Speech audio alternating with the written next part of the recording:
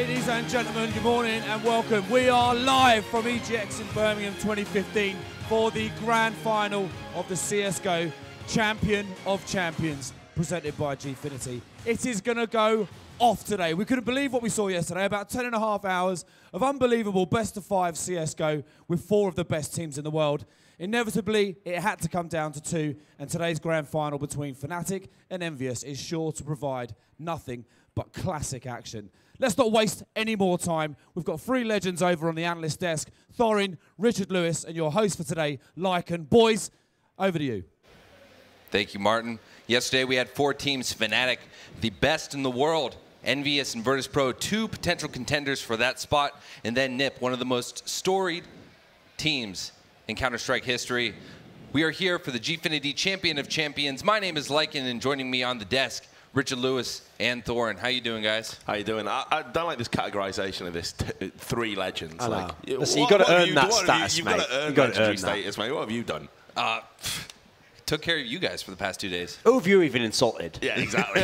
You don't get legendary status here. Have you ever been in a Twitter war with Total Biscuit? I don't think so, mate. You're nothing. Exactly. There we go. But anyway, no, it's good. It's good to be here. I'm really psyched about the final. I think we got the final, certainly that I wanted to see. I'm sure there's Virtus.pro fans that would disagree with that. I don't know if maybe you would disagree with that. I know Fnatic Virtus.pro is a good matchup. But Envyus for me are the team that's on the up. They're the one that I've said the entire broadcast. I think they're coming for Fnatic's crown. I got faith that they're gonna take it. Whether it can be sustained, traditionally French teams have dominated in the Source era. Haven't really seen that so much in CS:GO. Yeah, I mean, I'm really excited to see what Envyus are going to do against a Fnatic team that still remains the best in the world right now. Since when we did like setting the scene at the beginning of yesterday, we kind of laid out that when you get teams of this quality, and each semi-final was basically could have been a final at some point in 2015, the narratives are always going to be great. There's basically no bad final you can have at that point. You're going to be able to construct some narrative that makes sense historically and alludes to something. So if it had been VP versus Fnatic, that's been the best matchup recently. That's been the one that's always gone off, been fireworks, really high performances. In terms of Envyus versus Fnatic, I think this is great in terms of this event right now because Envyus has never beaten Fnatic fully without any kind of asterisks of like when they had the forfeit win at DreamHack win last year. They've never properly beaten them, okay? So it's still in their minds. It's still kind of like a ghost for them, like we got to overcome them. And I think even it's going to play, this could be like a watershed moment for the history of CS because with the next major coming up, Envyus, they want to think of themselves as a team who can win that major. But the team who beat them in the final of the last major was Fnatic. They've never beaten them so far. So if they can beat them here, that's maybe going to make them, hey, if we can beat them in the best 5, we could beat them in the major. Now, if they lose here, then they're going to be going to the next one. Like, if we can't, you know, when are we going to beat them? So I think the stakes are huge for both teams here. Fnatic want to retain that #1 spot. And what better way to do that than to show, okay, these past results don't matter. We win the big event again, win all the best teams again, the hardest format. That will really set in the other team's minds. We're the alpha dogs here. But if Envyus can come out and win a best of 5 over Fnatic, that really changes everything. And everyone will start saying, hey, is Envyus, I mean, they're putting the pieces together. Are they going to become the new #1 team? And with that major just around the corner. I mean, there's a caveat to all of that, and that is that I don't think either team were particularly convincing. What I will say is I think Envyus had the much harder task in having to overcome Virtus.pro than Fnatic did over NIP. Fnatic, some people might say they labored to victory. I think that's probably a fair comment. But certainly Fnatic were competitive on the maps against NIP. That NIP went on to win, but when Fnatic wanted to turn it on, you saw they were capable of 16-1ing them on a map like Cobblestone. And of course, the reality is, if we want to be brutally honest about it, they also kind of had the extra man in the form of an absent Freiburg, which, you know, he was, we sort of joked about it, that he might have been the MVP for Fnatic the other day. So there's that. I think Envyus, they did have maps where they looked poor against Virtus.pro. You know, they were way out in front on Inferno themselves, and then they let Virtus.pro come back into it. I mean, they got 13 rounds on T-side Inferno, and yet I think the overall score was like, what was it, like 16, 10, 12? I don't know. They let them really come back into it. But Virtus.pro are a very different prospect to NIP. I think Envyus now, they're going to be looking forward to this game against Fnatic. They've got a big point to prove. I think they've got the talent, the skill, and the form, especially Apex and Happy, who were electric yesterday, to really give Fnatic a test here. Yeah, we have 2 great teams. You guys are talking about just the incredible stakes for both Envyus and Fnatic. Talk to me about the heart of the teams. What makes each of them special in their own right? I'll let you go. You're a big Fnatic fan, right? So. Well, the thing is, what made these teams... It's interesting that we're back at this point where they met in the major of the final and now they're meeting in this final, because these were the two teams that actually defined the last era of Counter-Strike. So you've seen now, TSM won all these titles. They won 4 titles. VP's won a couple of big ones. So it feels now like there's sort of 3 or 4 teams, but actually it was just these 2 teams with the old lineup of Envyus. And the thing is, we really saw that play out. Like, Envyus had their chances to play Fnatic, and they lost all the key times. And so in the end, what could have been the Fnatic Envyus era for a while really just ended up being the Fnatic era, and they were kind of like the crown princes. They were they could have been the contenders to the title. Nowadays, with this new lineup, we see an Envyus team that retains a lot of the same qualities. They're this really aggressive team. They're going to do most of their work on the T side. Now they've got even more tools to do that, because actually, in the past, okay, yes, Kiyoshima developed into this really solid entry fragger, but Shox was always kind of crowbarred in there. He was maybe pigeonholed in there. He did that because that was the role that made sense. They didn't necessarily play that slower style that he wanted in the past. Apex wants to be an entry fragger. He's someone where you saw, like on that Inferno game yesterday against Virtus Pro, when everything's going well, he can be the best entry fragger in the world. Yeah. He's capable of being one of the best of all time. He's not so consistent, but those certain games like that, and especially in a best of 5, he can just win you a map like that. He basically won that Inferno game for them single-handedly, because as you mentioned, even with the 13 T rounds, it's Virtus Pro. They still had a huge comeback themselves on T side. So if he even gives 5 kills less, that might be an overtime game, that might be a loss. So I think those guys really set the tone immediately, because this loose style they have, when you have entry fraggers of that quality, you're going to get entries into sites, you're going to get chances for 3v3s, 4v4s, and then the skill of your other players. We know Kenny S is an amazing AWPer. Hasn't had to show it so much here. Hasn't been at the form he was at DreamHack London. Obviously can be the best AWPer in the world. Yeah. Maybe not always required within this team, though, because it's famously a 5-rifle team sometimes. Happy, in the past, was once upon a time the best player in the team at the end of last year. Since then, he kind of took a backseat to Kiyoshima, to Shox.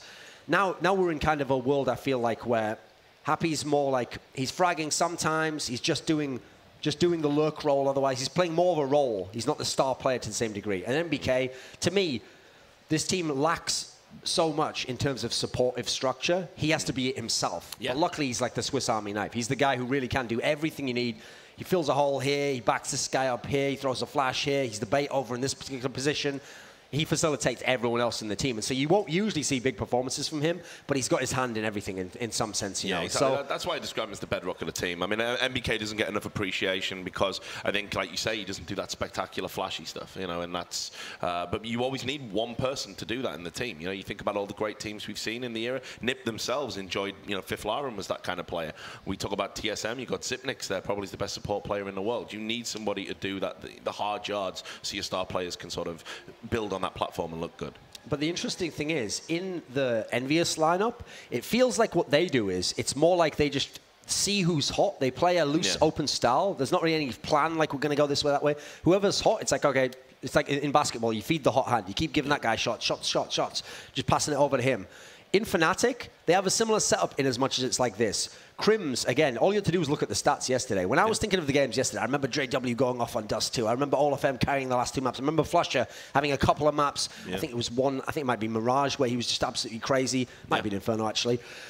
And so you think of all these other performances, but then you look at the stats, and Crims was plus 31 for the best of 5. You never noticed him ever doing anything crazy, but that's the thing. At all times, he was there just giving the baseline so that then when another guy had a sick performance, it won you a round. It won you a half. But without him there, those would have been in vain, you know. Those would have been efforts that might have been losses. They might even have lost the series. So I think he sets the tone. He's the one I feel like if Crims doesn't play at a consistent level, that's when Fnatic really struggles to win. So if he's consistent, then the others, it's more like some of these guys, I feel like they almost can flip the switch. To me, the two that really do it is Flusher and Olof. When the others aren't going, like when JW's struggling, when he's getting killed even, when he's just dropping AWPs all the time, one of Flusher and Olofmeister has to turn it on. And depending on the map, that's usually what defines it. Flusher's very good on Inferno. Olofmeister's amazing on maps like Cache, Train. Depending on the map, one of those guys just again and again, they go into the telephone booth, they come out, they got the Superman cape on, and they just carry the whole game. And when it's a guy like Flusher, I mean, what's interesting is there was a little video feature I saw where actually Fnatic they had the coach Virgo and they had Olafmeister, and they were saying to them, Flush is the best player in the world because they see how great his level is. They see how no one ever puts him in the conversation but he can carry a whole game. It's got to be said as well. I mean, like you talk about the heart, like Fnatic, okay, they've been the dominant team in this modern era. I think they've really raised the bar in terms of how you play CS:GO, and of course they've done it pretty much from this viewpoint of they are the villains of Counter-Strike. You know, every crowd that they have. I mean, it might be a little bit different for this one. I see a lot of Fnatic T-shirts here, but they're all cheering now. I'm not pandering to you guys. Come on, we're better than that. But anyway, so, you know, there's obviously some Fnatic fans here, but generally when they go to an event, even on their home soil in Sweden, everyone cheers for NIP when they play them. Everyone cheers for the underdog when they play them. Fnatic are like hated, which is ridiculous in a lot of ways. And Flusher is the guy that bears the brunt of that. He is the focus for all of that. Yet here he comes and he turns in these big performances time and time again to the point where everyone in the team's like, hey, he's the best player in the world. He was statistically the strongest player yesterday. He does a lot of it under the radar. It's not flashy. I mean, I don't know anyone who's a Flusher fan. I mean that seriously. Yeah, as in, even Fnatic fans are like, yeah, JW #1, Olafmeister. I don't know anyone who's like, I'm #1, Flusher, you're the best. And of course, you know, he's had this stigma around him, you know, which for reasons obviously we won't even, you know, sort of bother talking about. But this is a player that is the lightning rod for the team. Now, I want you to imagine, we always talk, I mean, you hear casters bring this up all the time, like, oh, home advantage and crowd advantage and are they feeding off the crowd and blah, blah, blah. Imagine having all of that negativity being pointed at you online, offline, in the crowd, you know, like as I said at ESL One Cologne, as they walked through with the trophy to do a impromptu press conference, people booed them. People in the press room were going to me, hit Fnatic me, like, I'm an NIP fan. You're like, well, what's going on here? Like, you know, this is like the greatest team. We should be totally appreciative of what they brought to the game. As if we ever needed proof that the press is scamming these sports. NIP fans, all of them. Yeah, but it's true. Make me sick. There is a bias. So, you know, you want to talk about heart? That's the heart they've got. They come out with a will to win every time. They know that people aren't going to like it every time. They know there might be a smattering of polite applause when they win. They know they're going to get booed. They don't care. They keep winning. They keep digging deep as well. Think about all the times where they've had to pull a miracle out, where it might just be easier to go, do you know what? We can lose this. We get a round of applause. We're still remembered as one of the great teams. No, they dig deep. They take a time out and they beat people time and time again. They got courage and strength that I haven't really seen in many other CS:GO teams. There's also, I think, when you talk about champions, and so we're talking about all the people who win. Like in this tournament, we had a whole bunch of people who've won tournaments. Even NIP, 4 of them have been part of championship sides in the past. One of the things that actually defines a lot of champions, believe it or not, is they tend to win when they're at their best. When things are like it's their meta, the right opponent, this guy, the star player is absolutely on form, that's when you win the title. So, for example, this year, every time TSM's won, they've won 4 big titles, it was always when they were in blistering form. They were playing really, really well. They never had to come through any difficulty to win, basically. Fnatic, for the last 6 or so months, they've been winning when they're not even looking that good, and then they're losing this map to an opponent, and having to play on the opponent's pick and get some rounds here, and then they're in trouble, and they have to do a timeout, and they have to do a comeback. That's supersede. I mean, for a tournament like this, Champion of Champions, that's a quality that supersedes even championship-level teams. Yeah. To be able to find a way to win, even when you're not at your best. It actually makes me think of the great sportsmen of history, because it's the same scenario then. When you're in your physical peak, when you're in your prime in terms of like the right rival, he hasn't quite developed yet this part of his game, so you're beating him up in this way, and you know everything's just working for you in the game. Okay, there's a lot of great players that have been like that, but there's only a few who later on in their career, when they drop off that physical peak, can be as successful or more. They're still winning championships in whatever, tennis, basketball, because now it's more like, okay, I don't have the physical prime anymore. I can't just blow the guy away because I'm just athletically better, but now I know how to win. I know how to maximize, get efficiency out of what I've got at the moment. And the difference is, a lot of teams can win if they bring the 9 out of 10 level game that they have in their arsenal. I think Fnatic can sometimes win when they have a 7 out of 10 game. Yeah. Maybe they can even push it to like a 6 out of 10 game. It's really going badly, but one guy has that performance. As a team, they galvanize. That's quite rare, even among champions, I think. Yeah, Ali and Foreman, man. Yeah, so when you look at this, Envyus, it's an extremely important game for them. It's kind of a proof of concept. Yeah. They need to win this for the future. They can get that confidence and understand, hey, we have that capability, and they can move into the next major with the sense of Fnatic is no longer an issue, right? Yeah. But for Fnatic, we've seen them recently. They got steamrolled by Virtus Pro over in Dubai. Yep. To this point right now, Are we in a state where if Fnatic loses this, it's kind of a sign of the times changing, where Fnatic may be getting closer to losing that #1 spot? I don't think it would be a sign of the times per se. I think what Duncan's alluding to is absolutely on point, and that is like, look, this has been the dominant team for like a year now. This is the team that's really set the tone for the era, and leading from the front is hard. Everyone is coming for you. They're watching your demos. They want to beat you. They know your tactics inside out. You got to continually reinvent yourself. It is grueling. It is tiring. That's why generally in esports across the board, not just Counter-Strike, you very rarely see somebody dominate for a ridiculous amount of time, because it's just people come at you, things change, metas change, and to keep moving with that and be #1, that's where the champion, that's where the true quality of a champion is dictated. So I don't think it would necessarily be a sign of the times, but as I said, Envyus and New, this lineup, they're hungry. They believe they've got the capability to be #1. When we were doing the wrap-up at the end of the show, they were just off camera, and I was waxing lyrical about them, because obviously I backed them to win the whole tournament right from the start, and they're looking over at me and you're going, you're right. You're right. We're going to do this. You know, they know that this is their time. If Fnatic are ripe for the taking, I think, in a lot of ways. Like, as Duncan said, they're digging deep to get these championship wins. All it's going to take is one team finding that extra gear against them in a major final to beat them. Envyus have never done it before. If they do it, it sets the tone for their future. So that it's definitely a bigger game for Envyus than it is for Fnatic in that sense. That's the thing, though. I think it's deceptive in a way, because it's true. Fnatic is not in any way in their peak form. They're not even a point in the meta, and the meta of teams as well, like how the other personnel's constructed, the styles they're facing, where it's ideal for them. It's not like before, because when they first dominated, they set the meta. It was this CT super heavy meta. You were playing a couple of maps. It was mainly Inferno, Mirage, Cache.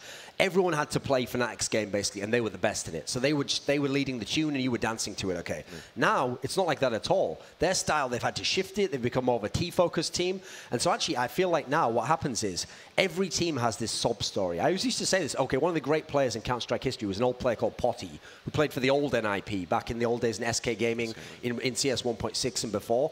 Won many, many championships. And what used to happen was, if you ever interviewed a player who'd played him in like a big match, they'd have all of the same sob story, but they didn't know this. And so in isolation, they'd all be like, oh, you've got to realize, in this game, I was doing so well for the first part, you know, he was struggling early on, and then, oh, he just won this really lucky 1v1, and then later on, he just got this like kill where it's like, if he had 4 health left, and if I just kill him there, their money, you know, their money economically broke the next round, and then we're going to win another one. And what they didn't realize is they were thinking, oh, he's so lucky. And what they didn't realize was, there was about 50 guys had that story. Yeah. And he could have just put all this to all of them and gone, it's not luck, mate.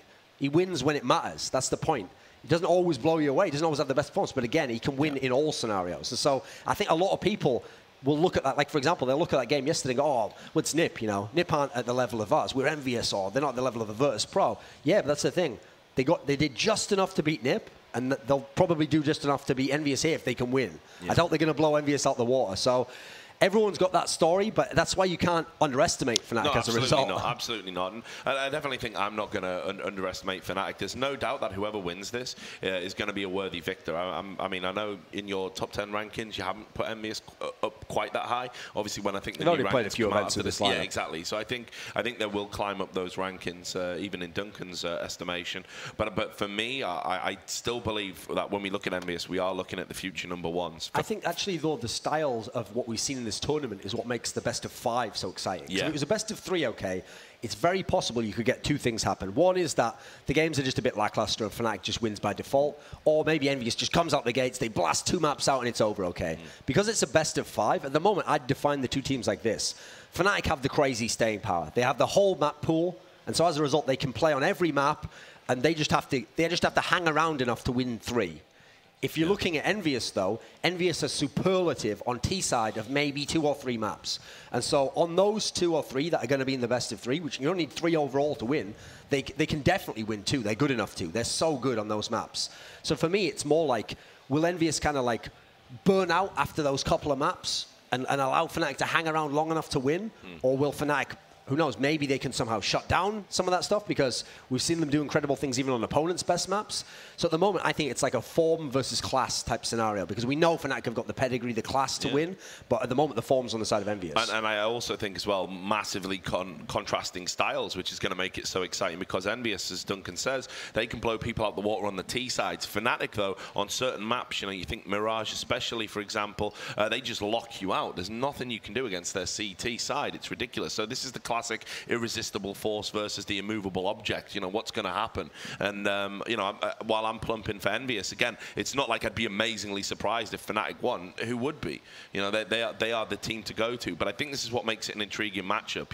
We saw Envyus and Virtus Pro, two momentum-based terrorist favoring, kind of sides, go against each other, and in the end, Envyus limped across that finish line. It was a great matchup. It was exciting, but it wasn't classic in sort of contrasting styles. We're going to get that here today, and this is why it's a really big test for Envyus, because that terrorist style might look good against a team that isn't as CT assertive as Fnatic.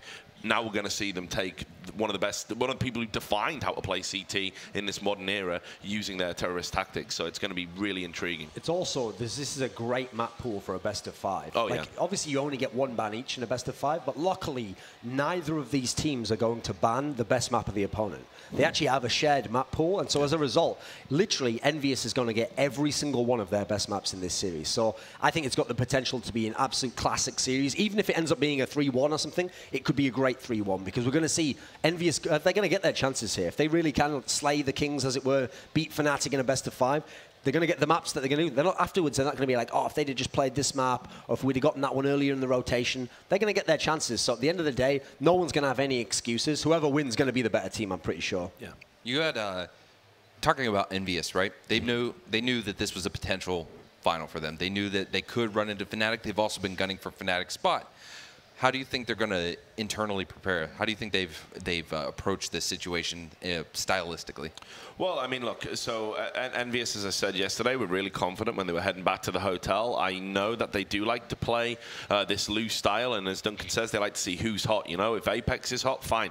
You just ride that Apex train, you just get behind him, and you just let him pick, and then you just be a wingman. Everybody supports the player that's hot. If Kenny S isn't so hot, maybe we don't put him in those positions. I thought Kiyoshima was a little bit lackluster at times yesterday as well. It's not like him. He's usually, a very consistent rifler. But what they do is they adapt to how people are playing. But make no mistake about it, they'll have sat down watching demos and all sorts last night. They'll have picked apart how they were playing against NIP. That will have happened. Happy is meticulous. He likes to prepare. He has got a system. And I think he's a great in-game leader. I think probably he doesn't get as much credit for being an in-game leader as he should. I mean, a lot of people talk about his fragging.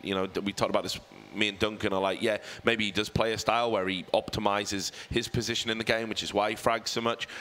I think he's got a very good system. He's very good at reading games. Now, you contrast that with Pronax, and actually you've got a very similar kind of in-game leader there. Like, Pronax is great at making just calls. It's like he's got this spider sense. He just gets that tingling feeling where he knows that, okay, we need to make a call, we need to make a change here. He's not like a playbook coach, but again, meticulously, always looking to reinvent strats, reinvent tactics, and move players around. So I think Envyus will be well prepared, but this is like two of the great in-game leaders going head-to-head here. One isn't a fragger. One, I think, reads the game better than the other. Happy's a fragger, maybe a bit more playbook-orientated. But I think, again, this is why this matchup's so intriguing to me. Let's go ahead and take a look at the vetoes that we're going to have. Duncan, can you go ahead and talk through the vetoes and the picks? So, okay, the first veto goes to Fnatic, and this is an interesting one because they choose to ban Dust 2, which actually recently has been one of the strongest Fnatic maps. It's been their second strongest map in terms of stats, and they've been doing really well on it. They've even been able to compete with teams like TSM. But I think what happened is they've seen, listen, Envyus can beat TSM on Dust 2, so you don't want to mess around on that necessarily. So they've taken that out of the equation. The ban for Envyus is absolutely obvious. They don't play Overpass. They've never played it with this lineup. And that's a map that isn't a strong one for Fnatic, but they can play it, and they have their own approach. So get that out of the way. That means that the most obvious pick, okay, to start with, for me, would have been Train for Fnatic, actually, because that's one that we've seen again. It's not an Envyus map. They got wrecked by it yesterday. It's a map that's very strong in theory for Fnatic against lesser teams. It's only the best teams can probably beat them, but instead they go Cobblestone. Now that's going to be an absolute classic because both teams are incredible on Cobblestone. And we've seen Fnatic even bully teams like Virtus.pro on Cobblestone. They're very good. But we saw what Envyus did to Virtus.pro yesterday on Cobblestone, so I think that's going to be two of the absolute best on Cobblestone going head-to-head. Mirage is the pick for Envyus, and that's an unusual one, actually, because of the maps remaining, I would have thought they'd go Inferno. For me, the two best Envyus maps are Cobblestone and Inferno. So they had a chance here, because of Fnatic picked on Cobblestone, to get their two best maps in the first two in the rotation. You can maybe go up 2-0. Instead, they've gone with Mirage, which at the moment, this is the thing. At the moment, it's one that Envyus have started to introduce, so I think they're heading towards it, skewing towards it in the pool. If you're Fnatic, it was historically a great map. Now it's in the middle of the map pool. Listen, it's Fnatic, so you've still got like a 70% win rate on it, but it's not one of your absolute strongest. So, okay, it's still a decent chance for both teams. I think that's a very 50-50 map. Then you go Fnatic picks Train. I think that's an obvious one, as I referenced before, because it's not an Envyus map in any sense. They played it once and they lost to Mouse Sports at Gamescom. Meanwhile, Fnatic have a number of notable wins on it. That it's gotten them out of trouble a bunch of times. So at the moment, Fnatic's feeling great about the map pool. Then final pick is going to be Envyus pick Inferno. Literally the Fnatic map in history. Defined their style, defined what made them a great team. It put players like Crims in their best positions. In more recent times, statistically, still a great map. It's still a map where they win it at a massive clip. You saw yesterday, even when NIP was doing really well on the map, Fnatic could do whatever they wanted to get back in the game. They'll always be one of the masters of this map, but at the moment, it's probably skewing towards Envyus. They've been really dangerous on that. We saw them beat TSM on it, so we know they're no joke in any sense. And that means the last map at the very end is obviously going to be Cash, I think, is that? Yep, Cash is the decider.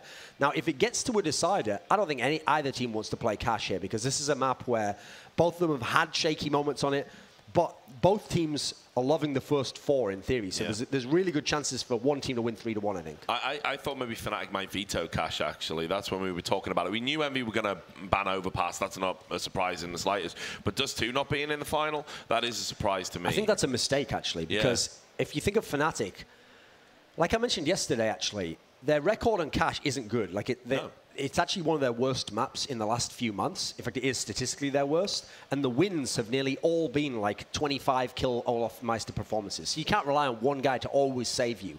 Meanwhile, Dust 2, they've been blazing hot recently. That'd been a very good map for them. Yeah. So as a result, I felt like they should have gambled and played Dust 2 here, because historically we think of Dust 2 as the best Envyus map. Maybe they still think of it the same way. And it is going to be a good one. But actually, I think it's one where they could maybe have stolen that. That maybe could have been deceptively strong for Envyus and not actually as strong as Fnatic's maybe worried about. But the thing with a lot of these teams, you have to remember, these cores have played 7 best-of-3 or best-of-5 type scenarios since they were formed. Fnatic's won them all, and so a lot of the battles going on now maybe isn't about form on a map right now. It's like, oh, we always get them on that map, and when we play on this one, they have a chance against us. So historically, in the latter days of the old lineup, Envyus was winning Dust 2 quite regularly, so I think maybe it got in the back of Fnatic's mind. Let's just not even worry about that. It's not comfortable for us in that sense. Yeah, it's true. I agree with you. I think that might have been a slight error, and it sort of pans out how I kind of envisioned this going in my mind. You know, I could see Fnatic taking Cobblestone, but I agree with Duncan. I think that's going to be an absolute rock'em sock'em robots game. That's going to be, you know, real close. I can see Envy nicking Mirage. I know they didn't look too convincing on it yesterday against Virtus.pro, but I think Virtus.pro are on another level on Mirage, actually. I think that's one of their better maps. Then I could see Fnatic taking Train. I don't think Envyus have really got Train under their belt right now. You see Envyus going up against Fnatic on Inferno. Probably is not a popular opinion, but I could see Envyus actually nicking that. I know it's Fnatic's kind of home map, but then you go on to Cash, and then it's anyone's game, right? So, and I think this is going to be a great veto. This is actually going to make for a great final. For me, the way the maps break down is Cobblestone and Inferno should be incredible. Yeah. Those are two where I can see both teams playing incredible level CS, and that's just going to be they're both going to elevate their game, and they're going to meet at the top of what you can do, the apex of where you can play on that map. Then you're going to get Mirage and Cash are the real 50-50 ones. It's really hard to know who's going to be better now because, okay, they haven't really played it in Envyus, but when they have, they've been very good. We haven't played top teams on it in general, so Cash is one that neither team really tends to play that much. The one that's the big outlier is Train, because at the moment we don't have any data really to go on from the Envyus side. So that's the only one that I feel skews definitely to one person's side. That one should almost certainly be a Fnatic win. The others, as I said, Overpass and Inferno, that's just going to be who is the most next level at those maps.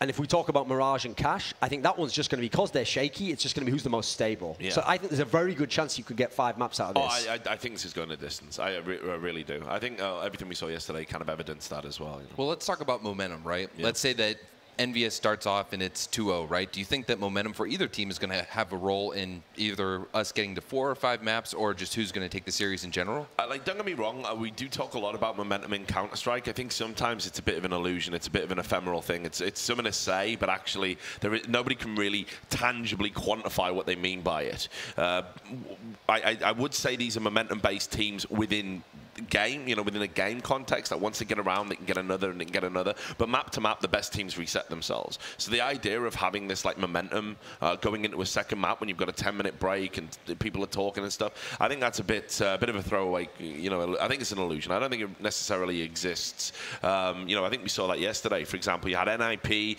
taking that first map in fine fashion, all that hype, and you're like, well, this is NIP. This is potentially their YOLO tournament. Could be the farewell. Oh, they must be able to do something on cobblestone now. 16-1, back down to earth with a bump, and that's what's going to happen here. These teams are too good to get sort of tilted and what are we going to do on the next map? It's just not going to happen like that. So that's why I think, again, when you're talking about elite level teams in a best of 5, a lot of the time it'll go the distance because they're going to win their map. That team's going to win their map. They're going to go back and forth, and then it's going to come down to the decider. And like Duncan says, who's going to hold firm? Who's going to be able to bring their best level of performance on a map that neither team really wants to play? Yesterday, Envyus kind of really showed up the last game. Last game, yeah. Game 5. It was on Cobblestone, and we're getting ready to go into that as our first map. Do you guys see Cobblestone as being a place where, once again, Envyus will shine and turn the tides against Fnatic? I think that's a map where he's been really hit and miss over his career. What's funny is, when he was in Titan, that was one of their better maps towards the end of the time. But that's actually because they'd accommodated to playing without him as a godlike AWPer. They'd actually gone more towards the rifle style of play. So I think that's actually still a bit of an uncertain map for him. For me, both teams are very good, but it's quite defined. Like, what I think makes this really exciting is that Envyus have that incredible blowout T side that we saw them show against Virtus Pro there. But Fnatic have an incredible CT side on this map. This is a real lockdown map they can get on here. And they're so good on this particular map at winning those clutch rounds on the big B site. So I'm just hoping it's a straight up matchup of like great T side from Envyus running into that amazing defense from Fnatic. And we see kind of like an offense-defense interaction. Yeah. Hopefully that's the half that really blows it away. Yeah. Any map in particular in the pool that we see that is going to be a shutout? You think is going to be really? I think Train for Fnatic. Yeah, that has a chance to at least. Envyus haven't really convinced me on Train. They definitely need to do some homework on that. They've got all the tools to be a good team on that map, but it's like everything. It's about practice, and they simply haven't had the table time to really get that map under their belt. By contrast, Fnatic, they're not convincing on it. They're not a top tier team. They're not a Virtus Pro or a Na'Vi, but they can grind out wins on it. They know what they're doing, and of course you've got the Olaf Meister effect on that particular map. He can just walk out, get 3 headshots, and open up a site. So I think that one's probably going to be the one where you see the biggest disparity. I think every other map could be very close. All right, thank you guys. If you want to check us out, you can watch us live on YouTube, MLG, and of course Twitch, all at Gfinity TV. But now we are getting ready to head into our first game. It is going to be Team Envyus versus Fnatic. Martin, take it away. Thanks very much, guys. It is time to get the teams out here and get ready for the Champion of Champions Grand Final. You do not want to miss this. Wherever you are in the world watching, get the kettle on, order your pizzas. We've been saying it all weekend. Lock the door. You do not want to miss a second of this. Let's get this moving now. We're going to bring out your first team. Massive battle yesterday, widely regarded as the very best Counter-Strike team in the world. Please welcome to the stage, Fnatic.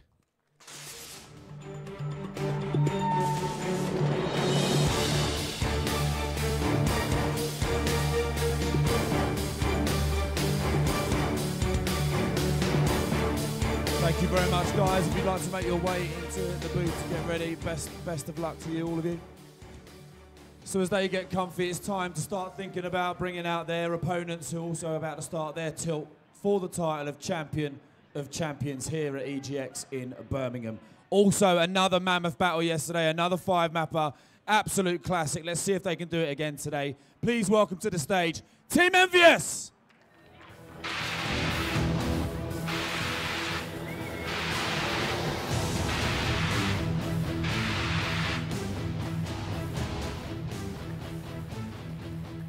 I think that frightened them, but they're good. All right, lads, good luck. Get yourselves into the booths and get ready. Here we go. So, both teams are getting themselves into the booths, getting ready. They'll start to get in shape before we start what is bound to be a complete classic. while we get them ready and while we get ready, let's get ourselves in the mood by watching something we prepared a little earlier. Enjoy.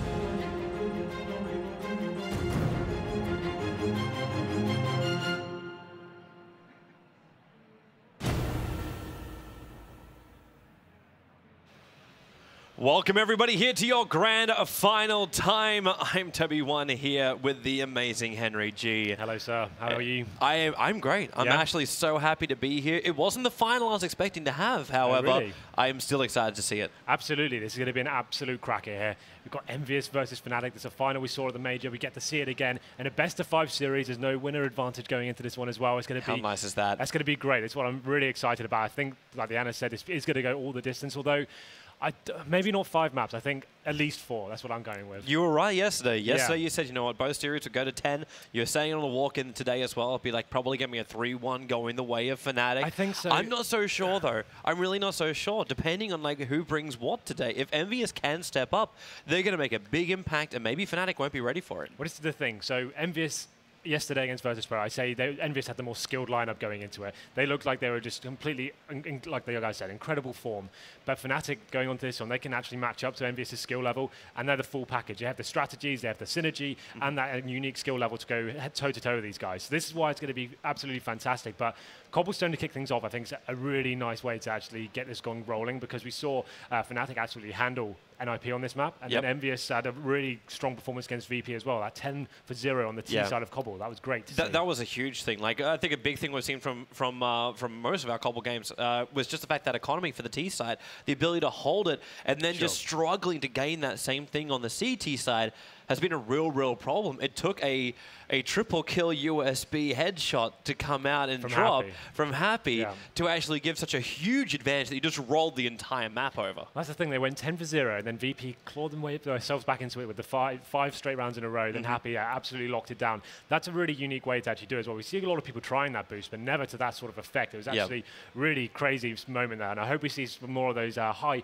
impact and high octane situations going down. That's going to be interesting as well. The pistol situations here are going to be really vital going into this one. We know both these teams like to rush B on their T-side pistol, but we see now how that can be countered. So what's the big approach here? What's the mind games going into the grand final? What can these teams bring to the table? Well, that was something I was wanting to bring up with this, the fact that we have Cobble to start with, but to remember where the biggest fault was for VP, like the fact that Neo was almost killless for like 10 to almost 15 rounds, pushing into that A side. Is this going to be the approach we go again? And have that distraction Happy playing inside of drop, and have Keo also trying to play that B plat distraction.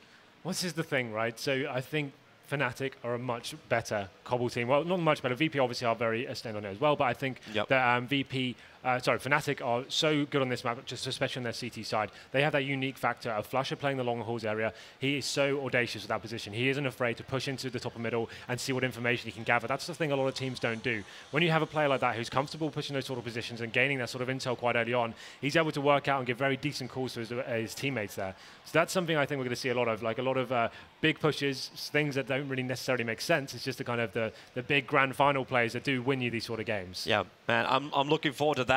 For now, I think we're about to almost start up our knife round, and this will decide who gets to go the CT side. I don't even know if CT is preferred now. This is the thing, right? So both these teams are going to be so electric on the T side. I don't really think the CT side advantage is actually going to be that beneficial to these teams. And it's the first game of the day too. Maybe you actually want to. I remember it was NIP used to try and quote this one.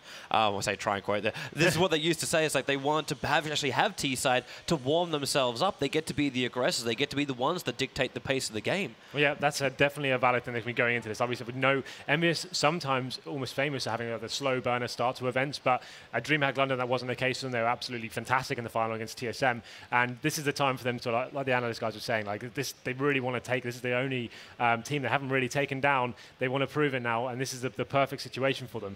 Although looking at the map pool, For me, I think it favors Fnatic. I think Cobblestone, this is their pick. They got to watch Envyus yesterday on it. They're probably taking a lot of notes away from that. Yep. We saw Envyus really did favor the A-bomb side. They really did like just getting control of top and middle, going towards long hauls and executing like that. So that's something Fnatic got to see. They got to watch that quite closely, I think. So that's why I think that the mind games here are going to be such a huge factor. Like, how do Envyus approach this one? Do they try and stay the same play? Because yesterday they start going towards the more the B side, doing more fast pushes towards that area. Yeah, that's going to be interesting here. So to mix it up instead. Yeah, exactly. Like, it's just one of those things when you're at the grand final, it's almost like you have to work out, okay, they've seen everything we've done so far. They can work out what we did there and how we won that game. We're going to have to change it up slightly just to kind of surprise them a little bit, I guess. Yeah. And especially on the pistol rounds as well. That's going to be such a huge factor here.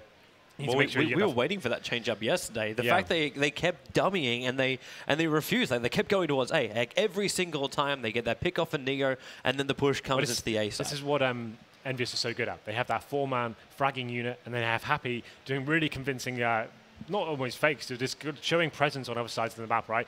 And somehow it works out pretty much every single time for them. They show enough presence with him there. He somehow has a little bit of backup from Kiyoshima at the start, but he can go there and he can actually keep players towards B for like 20 or 30 seconds sometimes. And then by that time, the other guys have cleared out long hauls and they've actually got so much positional control of the map. And when they come to pin to the actual A-bomb site, it's really beautiful to watch sometimes. But this is what I'm talking about with Fnatic. They won't be so easy to do that against, I think. They've got their flusher factor towards the long A areas. I almost want to say they've got the JW factor as well. That quick push down to mid. He is the man that will actually have the confidence to battle for the mid doors and actually look up the ramp area. This is the thing. I don't think Fnatic will allow that sort of positional control to be achieved from Envyus. They're going to have to work so much harder to get to that sort of position where they can execute like that. That's what's going to be a huge factor here. And so, yeah, this is it. Best of 5. Two of the teams, this is the final I wanted to see, I have to say. Just after the major, I wanted to see Envyus on the cusp of greatness right now. They're showing themselves every tournament. They seem to be getting better and better.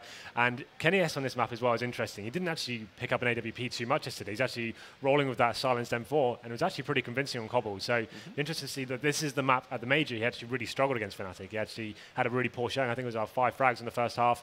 That's when we saw that emotional moment from him on the stage. Felt like he didn't really perform, but now he's looking to get his revenge, perhaps. Man, maybe you can do it right here on this stage. As you said, it's the perfect scenario to do it. Every single match, the full best of 5. There's no advantages, so it's the straight-out play to see who is going to be the better team. Will it be Fnatic or will it be Envyus? The players are still not fully ready. They are all inside the lobby, ready to go. They just actually haven't hit the ready, hence knife round has not begun and you're still here with us. Well, yeah, we talk about the knife round quite a lot, but like I said, these T-side guys, they're going to be absolutely fantastic either side. I don't think it's going to play a huge factor, especially on Cobble. Seems like the meta is kind of going towards the T-sides actually have the full control of it, and they're kind of determining where the CTs are trying to stack and predict where the T's are going to be going. You see sometimes the 4-man stacks towards B, pretty much a lot of rounds VP are trying to do that yesterday with Neo on the A-bomb site, and that's where he really did struggle. That's why we said he didn't really get the frags because he was left in that isolated position where Happy keeping so many players towards B. He was there alone and then get taken out by that crossfire coming up towards middle and long A. But that's actually what caused the risk play from VP, where they said, you know, we paused the game. They got 5 rounds after that because they just stacked so more heavily towards the A side. Actually running 2 inside of danger as well as on long A. And then that one little floater near the door so we can move to B if required. But that also made other holes inside the defense when you commit so heavily to the A side. So the analysts gave their predictions for this. I'm not going to ask you for the whole series. How do you feel like this map's going to go down? Just this map? It's, for me, the way I look at this going, if JW plays the way I think he's going to, on CT side, Fnatic's going to have a really good CT half.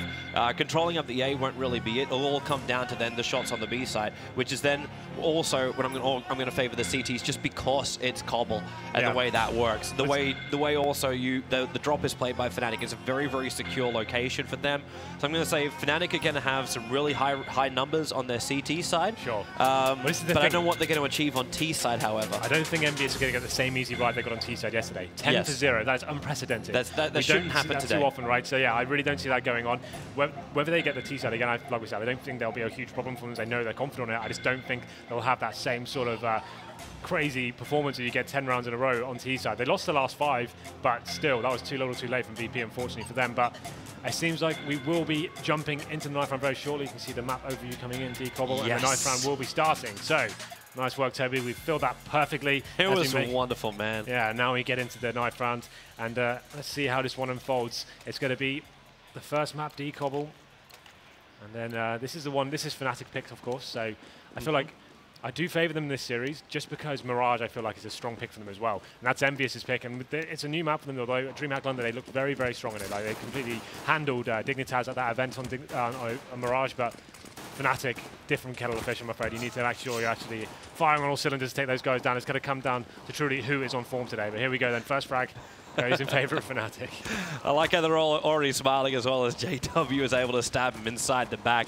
But this looks like it's going to be the knives going towards Fnatic, as MBK is the last man left standing, and he's already been chopped up. So Fnatic, they will take the knife round, and while they want to start on CTs, the chance is probably going to be pretty damn high of that.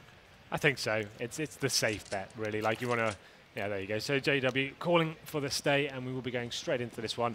And right, so we've got Envyus starting on the T side. We saw them do a slower B take yesterday, so we'll see how that one goes down. Whether Fnatic will do something a little bit more aggressive. We see a lot of CT pistol sides these days actually opting to go for pushing for information. Like, you choose one position on the map where you get a complete lockdown. Even if you don't get confrontation there, and you may not actually benefit from sacking at that point, at least you allowed you to have that information. You can pincer back on and retake the bomb site in that fashion. Yep. Unfortunately, like spreading across like a 2-1-2 sort of setup on a pistol round, although it can work out for you depending on the pistol round presented by the T side, I prefer it when the CTs actually gather information, actually give themselves more of a fighting chance, because the Glock factor on maps like Cobble especially, we saw it didn't work out for VP yesterday, obviously, when players like crazy anomalies, Avalon and Happy gets that big 3-man headshot spray down, but the B rushes normally do favour the Ts, because even if you don't win the round, you're almost guaranteed a bomb in that scenario. Yeah, so and then you just play for the money, so then you can exactly, get the economic advantage. You hit the post-plant situation, and it gives you the opportunity to at least buy up AKs in the third round. But here we go then. We will be going live, ladies and gentlemen. Put your hands together for both these teams, Fnatic and versus Envyus. We have Fnatic starting on the CT side. Let's go. It's nice. We actually got a nice little crowd coming in today. We're actually packed to the rims yesterday, and it looks like today is going to be the same. But this is it. This is the pistols. And how are they going to do this? Envyus, they're focusing towards the A side this time around. The aggressive push from the CTs, not really that aggressive. They actually stacked over towards the B side this time around, but as Flush at the man the front lines, he gets a glimpse of Happy, and now instantly just flagging the fact that something's going to be wrong here. Throws out the nade, tries to win the fight, and actually able to do so. So already Envyus having a little bit of trouble getting up. Flusher, they are at least on top of the site, but Fnatic, they haven't been on a retake just yet, but it inflicted a hell of a lot of damage onto Envyus. Yeah, and the bomb's going down as well. It's going to be a 2-on-4 situation, and Pronax just jibbing in more. Takes down Pronax, and then Kiyoshima going to be fighting now in a 3-on-1. He's going to be left behind this fence area, and I don't really think there's much he can do. 1 minute remaining, but he does get handled by Pronax, and it's going to be the first round going in favour of Fnatic there. So Envyus went for that slower pace, long A take towards them with the mid split as well, and it just seems like the 1-on-1 battles got absolutely decimated by them. You can see there, Pronax picking up 3 frags, great performance from him. And now this is where it gets interesting. Envyus, though, so strong in these second-round buyouts. I think we saw them out of the 5 maps we saw. I think 4 rounds actually second-round bought and won those runs. So we know they're going to be powerful here. Going to have 1 smoke grenade on Apex. The rest of the guys on Fnatic, actually not a single rifle for them. They've got SMGs and shotguns here, but never discount them with these rifles, with these guns. Sorry. So JW, obviously one of the scariest shotgun players there is available. You see not much coming in just yet. The T's making this a lot slower than usual. And the CTs, they try and play back as far as possible too. So there's no ability for Envyus to go for these trade-offs as they go down through drop. Fnatic, they wait back on the sites, and then if Envyus do get in, they can just take a retake. Like, that's the easy way to do this. Yeah, so Flusher, though, not going to be at the back of the bomb site here. He's actually going to be towards top of middle, trying to just get that early call off for his teammates. So trying to get some damage off, fall back to the bomb site. You can see the 4-man stack towards the B site. Apex now towards the end of long A. Got that Desert Eagle in hand. We know he can cause some serious damage of that. But nothing really coming in just yet. We have got Apex with that smoke, so you'd assume he's going to smoke off Connector and try to allow his teammate to get up in that fashion. And already, though, Fnatic, they're starting to rotate over as quick as they can. That's Olaf playing from the truck. This is going to be very, very difficult for Envyus to get in. But then again, when Kyo gets the initial frag like that, they got a lot of openings. And the Crims just spraying through the smoke, trying to get for the crossfire. But Envyus, they're finding these kills. They're getting themselves in. JW can't manage to connect on the shot, which means now Kyo is able to pick up another one. Pronak's got to come down from the balcony. He's being watched on both sides. There is no easy way out of here unless he can get through the players of Envyus. And in fact, they just walk straight through him. Crim's the last man left alive with that P90. And once again, it's going to happen. The buy on the second round pays off. only losing 1 frag as well. That's absolutely sick. So Kiyoshima coming up middle, just takes down the first player with an instant headshot there. And it was that one smoke from Apex that actually locked the round down for them. Once that 4-man stack came in for Fnatic towards the B site, the smoke comes in. It's such a difficult retake in that position as they're swarming the bomb site, isolating that one player that's remaining. And once that bomb went down, the CTs had no real chance with the SMGs and the shotgun they had left over. So Fnatic, of course, buying straight back into this one. We saw a lot of this yesterday. It was going to be a very stubborn affair to see who will give up and take that first eco on the chin. Olaf Meister will be going straight out to middle, though. Takes down Apex and gives the advantage towards Fnatic. Man, he caught a glimpse. He was pushing for information and thought that maybe Apex would be a little bit higher. But with that jump, saw just the edge of his head. Now JW gets the same kind of thing right now on Happy. Happy, you had a lot of success in that upper drop area in yesterday's best of 5. And this time around, not having as much success. They are boosting up. It's JW getting a little bit more aggressive with the CZ. Hiding in the corner now. They don't see him. They actually flash over a little bit too far. Pronax forced back with that deagle back onto the side. And the flashes, they're perfectly slowing him down, allowing Olaf to go to working also with his CZ. And maybe Envyus don't really have the easiest round in the world here. Hello. The knife attempt from Olaf, hitting nothing but air. The flusher is already on the flank. Happy heard him though. Look at the HP of Envyus now. They've done so much work here. That's 20 HP average on the whole team. 3 players remaining on the Fnatic side. They definitely have the advantage here, considering there's only 30 seconds left. Well, Flusher coming in the back. Happy takes him down and putting the advantage back towards Envyus. Bomb still yet to go down, though. Krims, he's the stealth man. Right on the side, sprays through the smoke, unable to connect, and now one he will. Finding out Kenny S. Kenny S down. And now Olaf as well, combining up from the rock. They still know Krims is there. 8 seconds left on the clock. All Krims has to do is just stay away from that T, and he can hear him running. Jumps around the corner, 20 life, goes for the shot, but Happy brings him down with only 2 seconds left on the clock. Envyus barely holding on to that third round. Oh my god, I don't know how they got away with that one. 3 seconds remaining on the clock, and he was trying to make his way in his little escape there. 2 seconds remaining, but somehow he holds his fortitude there and takes the round in favor of Envyus. That's going to be absolutely massive. Olaf Meister opening that kill up into middle, and it seemed like he found the second one as well, and did so much damage across the board. And it's very lucky for Envyus to actually get back into that one, but they take it. And there's another force buy coming in from Fnatic here. They are not done yet. They know they hurt the economy of the T side, and they want to make sure they can close this one out. So full CZ buys there. Flush is going to be on the 5-7 as well. What can they do here? This could be the breaking of the CT economy. If they actually lose this round, they could be looking at a double eco here. So let's see what they can do as they do force buy full head armor into this one. Well, if it is going to be like a double eco, then we're looking at Envyus just rolling through on T side. It's a huge round. This is not what we were expecting with Fnatic's defense potential. Keo got a quick glimpse, of course, at the same time. Fnatic also will be able to get a glimpse on him. Flusher sees a foot, and then it instantly just has to back up. They're getting little bits of information, Fnatic, but they're not finding any openings. Soon they are going to be under siege.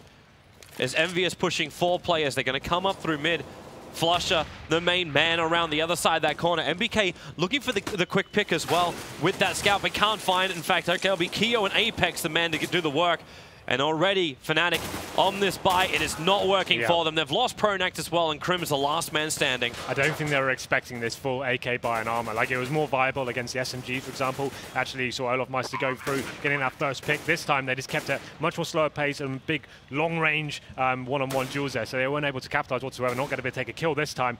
Krim's left with the CZ and armor, and he's just going to be trying to find anything he can. If he can save an AK, it'd be absolutely fantastic, but I don't see that happening, if I'm honest here. So MBK with his scout there as well.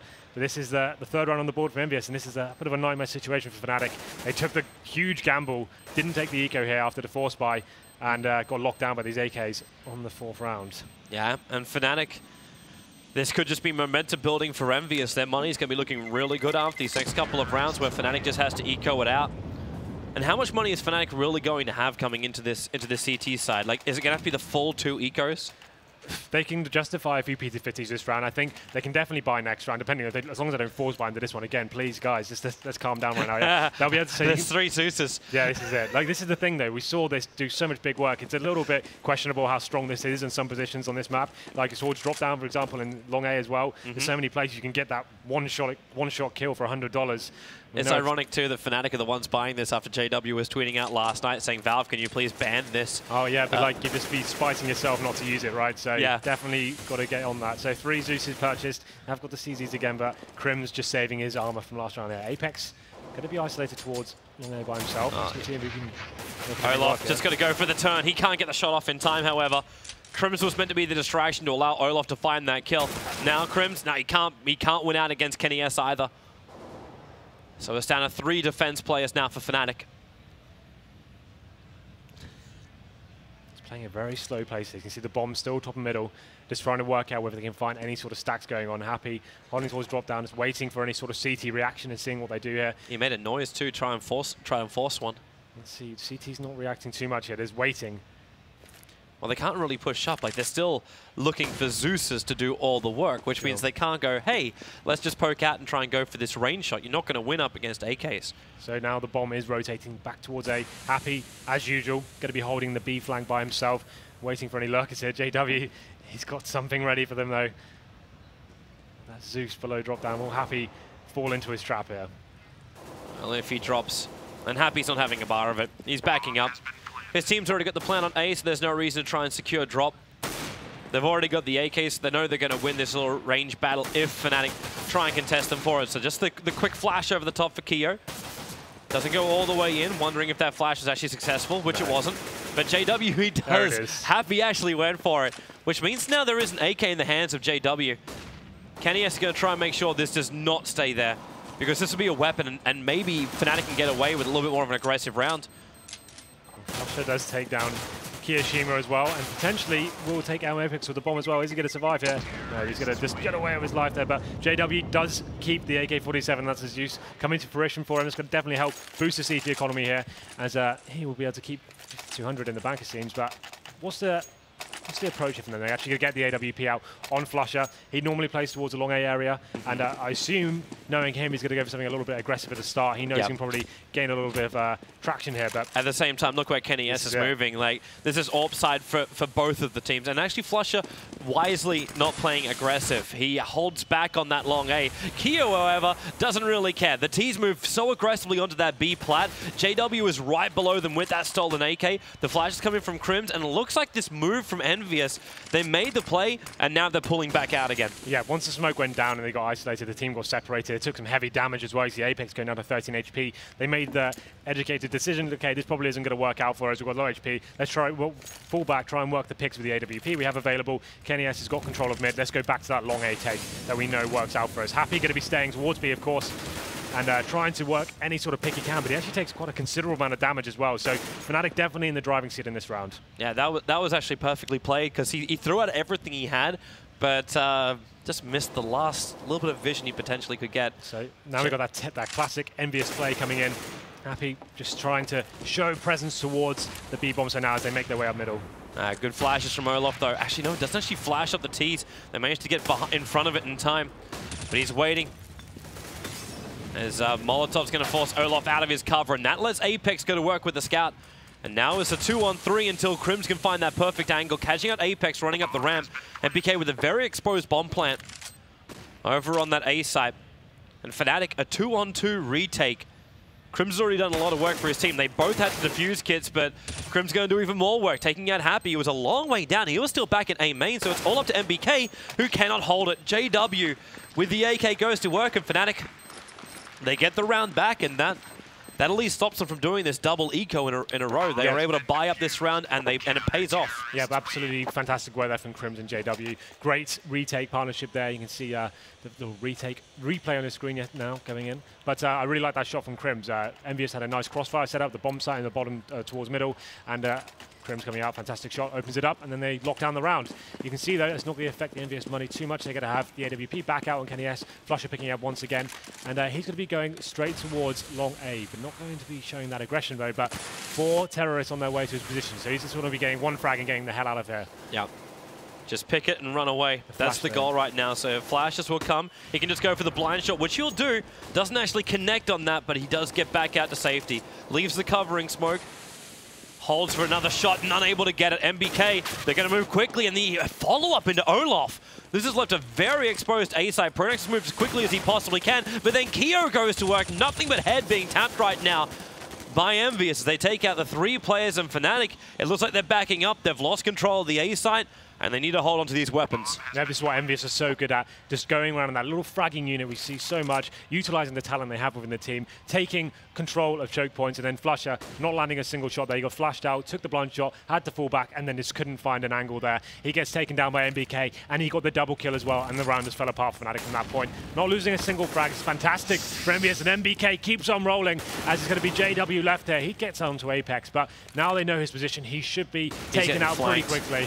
And there it is, Happy finished it off. So really nice, fast round from Envyus, and that should knock Fnatic onto an eco now. After winning that round, they only get $1,400 going into this one, and you can see that, yeah, very low money. So Flush is only going to have that $1,400. He had to buy the AWP next round, so completely exhausted his economy. But that's the point. This is the Flusher going towards that sided area. He pushes so quite heavily into it, and he gets flashed off, took the one shot, and he just gave his position away completely. And those guys just absolutely capitalized on that. And now Envyus getting themselves in a very advantageous position. Yeah, they're looking really great as far as the money goes, and Fnatic, they just have to weather the storm. Trying to go for a very quick peek there. That was JW. Gets tagged up very heavily, now down to 40. It's not actually stopping him from having a secondary peek, however. Pronax, the only man who has gone for the Zeus in this game. Like Flush's position, just a little bit off to the side, a little bit more unusual. I think now what Fnatic have to do going forward, they need to stop using the AWP towards Ali. They need to get the double rifle setup going towards long A and Danger. That's going to be vital for them. They're going to hold off this approach.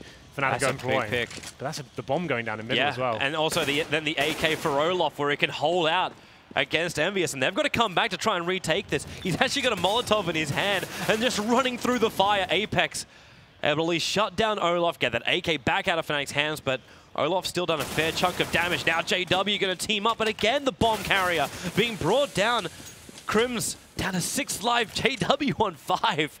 They are not a healthy team, but they do have a little bit of an advantage. Well, there's 30 seconds remaining, and Envyus don't have the bomb right now. They really need to get their skates on and work out whether they can pick it up. Pronax is waiting there, trying to get that intel. He's here listening out, and those are bombs being picked up now. The other guys just set up very defensively and try and force the plan here. Now they can hear the running coming. JW with his AK, the timing.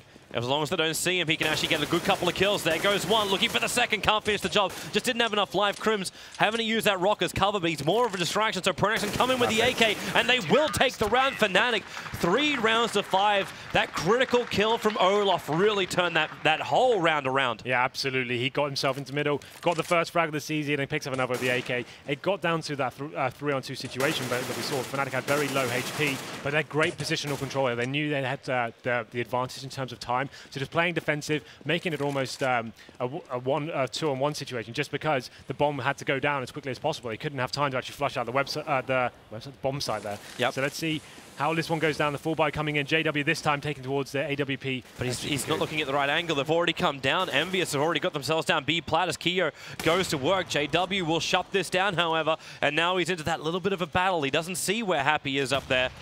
But the bomb carrier actually leaving the bomb behind back in B halls. They're not certain they can get down to the site quite securely, and now Happy going to work. He knows where JW is. And the question is, can he do anything about it? JW unable to just pull to the side fast enough. Wow, he's still fast enough for Happy, not fast enough for Flusher. As we're in a 1-on-1, and it looks like it will be MBK coming out on top at the end. 3 life, though. That's all Envyus win the round by, is 3 life on MBK. We didn't see much of this fast play towards B from them yesterday. They actually had a much slower pace game. Really did go towards A almost every single time against VP. But this time, they seem like they've got something else, another string to their bow perhaps, and getting into that B fast play. And now that's actually going to lock down the Fnatic economy once again. Every round Fnatic win, they lose the subsequent one and get themselves into this deficit where they only have the $1,400. They're unable to string together rounds so far. Flusher going to be pushing up towards the side alley and actually doing a decent amount of damage onto Apex, but falling back once again. And he's got that information, though, that he's sort of spotted 3 players. And this time they don't have that lurk player in terms of Happy towards B. They're going to be facing once again the flashbang. Kiyoshima taking him down, though. Then Flusher went for a second go with that flashbang. Olaf, he's a man laying in wait, and he actually lets 2-3 go past him. Now opens up, but can only claim down Keo. But there is the distraction, allowing JW have a little bit more of an angle to work with. But the rest of Envyus, they're pushed up. Pronax comes in for at least a couple of little collateral kills. Can't regain any real weapons, so he's having to do it all with a P250, and that will not be enough. Envyus now taking yet another round, 7-3 on the board for them on their T side. Fnatic seems so scary on their actual eco rounds here. They're actually getting decent crossfire set up, and that's where Olofmeister could have capitalized this situation. I think he maybe shot a second too early there, could have got a little bit more of a better position. But now we go into it. Fnatic now getting up the max 7 on JW. Famous on Pronax is not a great buy, not a single kit there. Flusher going full glass cannon here, so this is a round they desperately need to win. That fast B play coming in once again for Envyus. Yeah, but look at JW, he's already up, starts with a shotgun, going to work over on Keo. I say shoddy, it's just that quick burst fire. Now Pronax with the Famous, the bomb being dropped inside of drop, comes out for more, but Apex and Kenny S able to move together. So into a 3-on-2. It's still a difficult round here for Envyus. They haven't got control of the site until now. Happy makes his play from plat. Olaf tries to turn his head. They both get blinded. So no one really gets the advantage. Olaf looking back over to plat. They still know that he's up there. As Happy moves down, they're going to use smoke as cover. And Fnatic start the rotation. Olaf, he's able to get the upper hand on Happy, but Kenny S is already managed to make the full run over to A, and we'll start the plant now. A very exposed plant, so we can play this one from more of the T side of the map. Yeah, he's going to be taking an aggressive face. He knows you need to make that first frag. Flusher with the AWP as well. It's going to be interesting to see whether he can actually utilize this for the retake. Yeah, he doesn't really have the angle until he looks through the doors. The blinding flash onto Kenny S. Down to 83, but he definitely has hurt Flusher only with 4 life at the moment. They tag in more, just try and work him around the back of the truck. Can they even go for the defuse? Olaf over the top is the way to do it. And he's the man with the kit, so he's the man to defuse it. Now will be 7 rounds to 4 Fnatic. They're keeping it at least close, but Envyus have had a lot of space in this T-half. Oh, absolutely. It's because Envyus are just really playing that economic advantage they have. To defend the B-side properly against fast takes, you need the grenades, you need the incendiaries, you need smoke grenades, just to hold them off as long as you can. You know that fast push is coming in. A lot of teams will throw 3 HGs at the start of the round to actually lock that down, and then you have the smokes to kind of keep the Ts out for a long amount of time. But now finally we can see the Fnatic getting a decent buy. It's a huge round for them to win. 7-4 though, and here comes the mid-fast play from Envyus this time. Yeah, but Olaf is already there in position, able to get Apex down, tries to back it up, throws out the grenade. He's still going to be shot down by Keo. But he's got help from Pronax, cleaning up Keo so he can't get up that ramp. Flusher, not the greatest position here at Wood, getting peppered down to 23 life, but JW and the rest of Fnatic have rotated over. They're still not finding the frags. Kenny S and MBK, they're the walking wounded, but this wounded is still getting kills. And Fnatic, they're locked in back behind the truck. JW is going to drop, and it's all up to Pronax. He wants this quick and easy kill over on Happy. Turns his head from the flash. Has to sit now inside the smoke.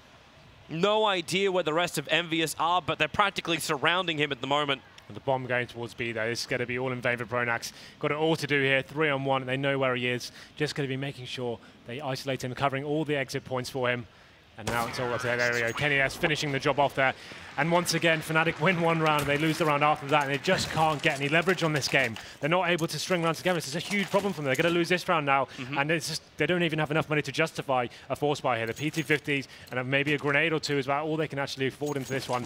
And Envyus, after losing a gun round, they just answer straight back with a fast play, just taking advantage of the economic situation for themselves. So here we go then, round number 13.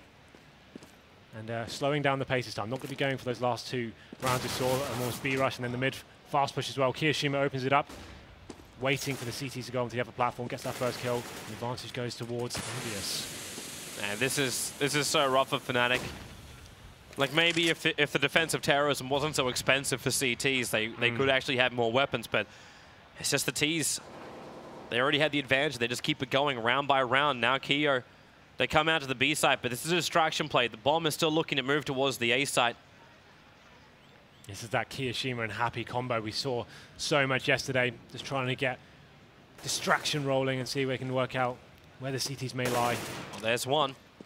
And that drop boost. Happy's going to come around the corner. They're dropping down right now. The Zeus tries to do the damage, unable to do so. However, then again, Happy can't finish the job. Olaf dropped down to 2 HP on this. This is not the greatest life for him. But they do at least get that gun back off Happy. Until now. Kenny locks that down. So he's going to be coming in with his AWP. May not want to drop down just yet. Not sure where the CTs are. Wants to make sure he stays alive in this situation. The CTs now coming into connector. Olaf Meister, as you said, 2 HP. Flusher just USP as well. So not really much I can do here. Kenny fancies a bit of the action. I'm not really sure why you would give away your AWP like that, but there we go. He's going to choose to do that. And that's a huge kill, but Apex should be able to capitalize now, but there it is. There's the headshot. That's Olaf Meister. Could have taken him down with the AWP, but it's not going to happen this time. And it's just going to be the boys flush out remaining. And there it is, the 9th round on the board for Envyus. They really are playing this perfectly right now. They seem to be having a great hybrid between the fast plays and the slow picking mentality here. And once again, the money's still horrible for Fnatic. They have to go in with double max 7s here, a famous no defuse kits. They have got smoke grenades, but they haven't got the HGs to hold off that initial fast push we see from Envyus, which they're employing a lot of the rounds this time. Yeah, and that's allowing Envyus to get themselves into perfect positions for these kills. It's everyone from Envyus being involved. It's not just kills on one side. It's not that one weakness in Fnatic. They're having their lines broken on all fronts, and now JW trying to get over-aggressive, able to do so. Just going to work on Happy, and Kyo needs to clean out drop. But by this point, it's already been a fallback by JW. Didn't even want to move up for the AK. This is why the CTs are almost forced to do this. When you don't have kits, you don't have utility, you need to be finding the kills yourself, bringing them to your team, giving yourself that advantage. At least you have something to work off then. And then JW does that perfectly, using that Max 7 to perfection as usual. But Kiyoshima answers straight back, taking down Pronax on the upper platform, brings it down to a 4-on-4. Krim's going to be waiting for him though. The bomb's still going to be down. As he's working these picks, Olaf Meister finds the rat there. Apex win connector. And now 3-on-3. Man, he would have had so much space there, Apex, but Olaf now getting banged through the doors. Kyo, this man has been hitting everything he wants to in this game, and more. Then maybe now he'll find JW. That's a 3 for Kyo.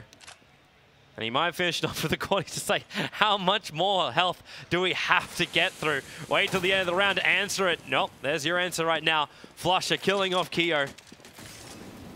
And now with the AK, maybe he can play this range game, but Kenny S has the AWP as well. This is not going to be an easy situation for him, but he gets through MBK, trying to control that spray up, but he can't finish the job. Having to switch over to the Tech 9 here, Kenny S.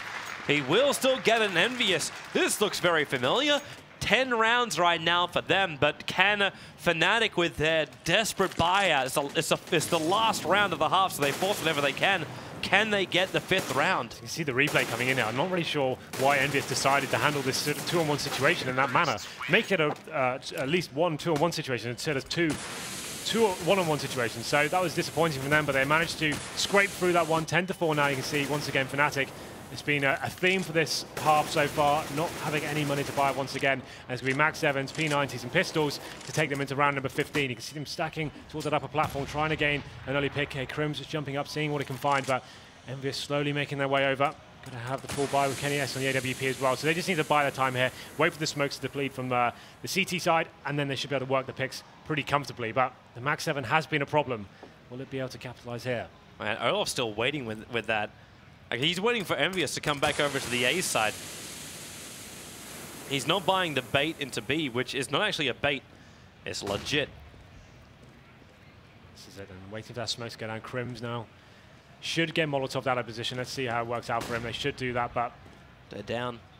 They're down through drop. They're coming up as Apex, the main man, to come in. And while Kenny S already able to kill off Krims, and will they look for him? Pronax finds one, looking for the second, can't do it. MBK will find that frag, and they're just going to mop up the B site for now. Until Olaf comes in and snaps. They actually pull back out of the plan, realizing it's not going to work. Happy gives him the cover, and Flusher going to rely on the Pro 9. He can't do it. Kenny S will wrap it up, and what a T-half here for Envyus. 11 rounds to 4. Here in our first map of Cobble. Losing the pistol as well and getting 11 rounds on your T side, that is absolutely incredible. They just really controlled the economic game. Every time they lost a round, they bounced straight back. And when you have the CT economy famously so hard to control, you need to be stringing rounds together, give yourself a decent bank. They just kept coming back into it after scraping through rounds in one-on-one situations. They didn't have anything to build on, and then the T's would come back with that strong AK buy and just lock it down after that. So Envyus opening this series up, great start for them, really controlled, and actually mixing it up as I predicted. I thought they may employ some faster gameplay here. They didn't see that against Virtus Pro, they didn't go for those fast B takes, and they worked out the CT economy was low, they wouldn't have the utility to hold them off and capitalize on that. Got into the bomb side nice and fast, and this should be a series they can take away. We saw Envyus employing a fast, we saw a VP going for that fast B take yesterday. Looks like Fnatic are going to be changing pace here. They're going to be going towards long A, but a slower tactic. You've got one player, it's going to be Olaf Meister, causing that distraction now. Yeah, he'll try and do the same job that Happy's been doing so well. And yep. Same boost coming in. This is Happy coming nice and quick, gets so much information so they could rotate the players back over if he wants to. And in fact, they're already starting to move 2 players back over to the A site. Yeah, this is perfect. Happy doesn't really need to do anything at this point. He knows no players towards drop down, which is a pretty clear indicator. The team probably going towards a bomb site. Olofmeister's still going to be hanging around. They're making noise, though. Going to get spotted. JW takes on Apex on the other side of the map, though. Yeah, they're coming into the A site, but the dualies up here from MBK. Looking to jump through the air, firing the bullets out. And Kenny S on the edge of the smoke. He's actually using the perfect edge. The bomb just flies out. MBK finds himself another kill till he finds put down by Crims. But Kenny S, now he'll back himself out. Olaf, it is a 2-on-3. Needs to try and level this up. Happy just on the other side of that wall. Crims already doing the work, and Olaf as well. Now is Envyus in real trouble, and Olaf gets both of them. And that is going to be the pistol round going the way of Fnatic. The question is, though, can it be held? That's a very big question. That was really nice play from Olofmeister. Yeah, and really clever stuff there. The CTs actually had the advantage there. We saw that boost coming in from Happy, getting that great information there and working out they could fall CTs back to the A bomb site. They held it off to begin with and got it down to the 3-on-2, but Olofmeister, really clever positional control. You can see it on the screen right now. As soon as he got this kill here, it was all bets were off. And of course, though, Envyus buying into this one. Pistols and a max 7 on MBK. They have got armor as well. But Fnatic getting the 3 AKs are going to keep this nice and long range. JW, though, with his trademark sawn-off shotgun, is going to go toe-to-toe with MBK in the drop-down area. Yeah, and MBK, he's trying to do it with a Mac. JW goes for that first shot and the second, so he brings down MBK. And this opens up drop. The Molotov forced him back, and JW wants to push it even further, doing heavy damage there to Kiyo. Switches actually over to the mag. And, well, battling up against multiples up on the tree. At least that's a little bit of chip damage into Kenny, but Kenny had that armor to protect himself.